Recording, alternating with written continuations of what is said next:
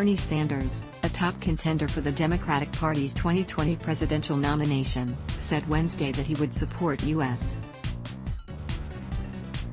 taxpayer-funded programs in developing countries that administer abortions as well as help give women access to birth control. The independent U.S. senator from Vermont made the remarks during a CNN town hall telecast in which Sanders and other Democrats running for president discussed plans to combat climate change. Human population growth has more than doubled in the past 50 years. The planet cannot sustain this growth, an audience member said. I realize this is a poisonous topic for politicians, but it's crucial to face. Empowering women and educating everyone on the need to curb population growth seems a reasonable campaign to enact. Would you be courageous enough to discuss this issue and make it a key feature of a plan to address climate catastrophe? Ock says she's woken up at 3:30 a.m. because of her anxiety about climate change. The answer is yes, and the answer has everything to do with the fact that women, in the United States of America, by the way, have a right to control their own bodies and make reproductive decisions, Sanders replied. And the Mexico City Agreement, which denies American aid to those organizations around the world that allow women to have abortions or even get involved in birth control, to me is totally absurd.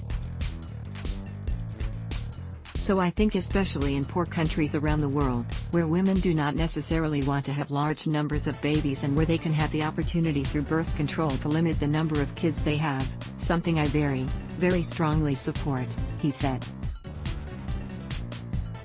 In theory, family planning programs would help combat climate change by stemming population growth, effectively limiting the amount of carbon emissions into the atmosphere and human impact on Earth.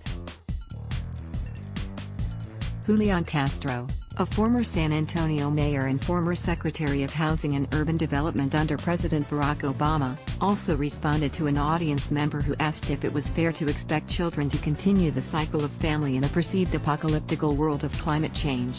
Is it fair for us to expect our children to continue the cycle of family and generation in a world whose chaotic climate future we knowingly create and so far have done little to address?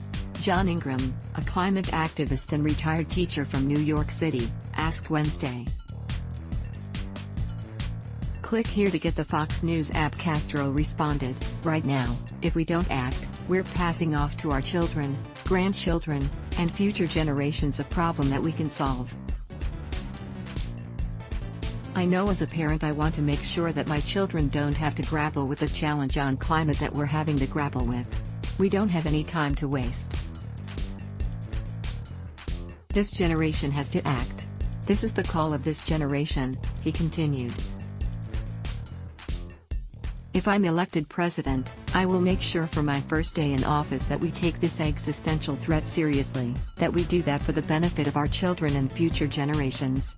He added that the government has an extraordinary opportunity to unleash tremendous economic potential, good jobs, for people that need them in our country, if it acts to address climate change. Let's block ads. Why?